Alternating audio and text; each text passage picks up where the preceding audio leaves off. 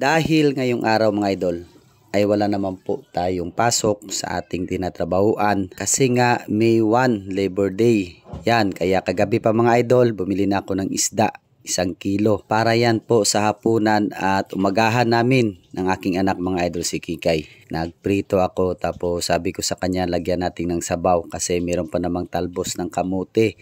Kaya masarap to para sa umagahan lalot na maulan mga idol. Kaya maaga po ako gumising mga idol, siguro mga 7 AM in the morning. Tapos nagsaing na po ako ng mais na kanin, masarap po yan mga idol. At nagprito na rin po ako ng isda. At siyempre maulan mga ngayon mga idol ay nakita ko rin po yung manok namin ay may itlog na pala. Kaya kinuha ko, bali pangatlong itlog na po yan mga idol. Kasi pag dyan ko lang ilagay kasi baka mabasa, sayang din. Kaya inipon ko yung 3 pirasong itlog, lilipat ko yan sila mga idol. Kasi gusto ko yan sila mga idol, paparamihin. Yan, at naluto na rin po yung prito mga idol ay bago po tayo magluto ng sinabawang piniritong isda.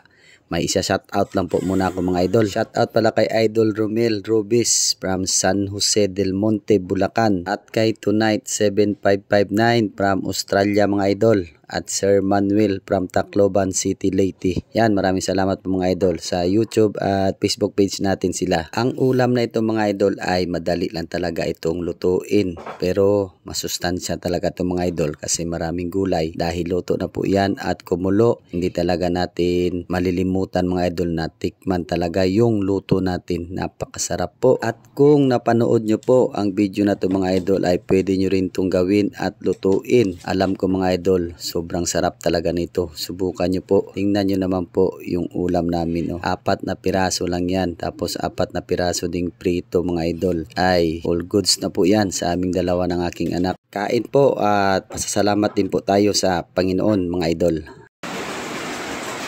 Lord, thank you sa pagkaw, karon adlaw. Ayan, maraming salamat Lord sa biyaya ngayong umagahan namin. Ngayong araw ng May 1.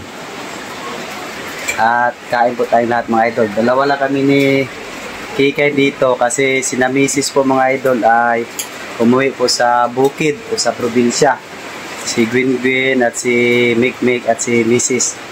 Kaya kaming dalawa lang muna dito mga idol sa bahay. At babalik lang din po yun sila. Kain po tayo lahat mga idol sa umagahan namin. Yan po yung ulam namin. Pinirito na nilagyan ko ng talbos ng kamote tapos may sibuyas dahon. At nagiwalay rin ako ng prito mga idol. Kasi paborito din to ni Kikay. Meron tayong mais. Oh, mais yan idol, mais. Napakasarap. At yung kay Kikay ay humay. Sausawan at lagyan natin ng sili. Shoutout pala sa mga OFW.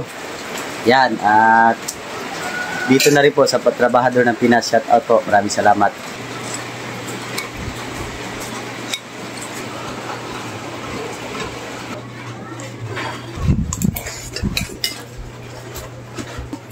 Ha?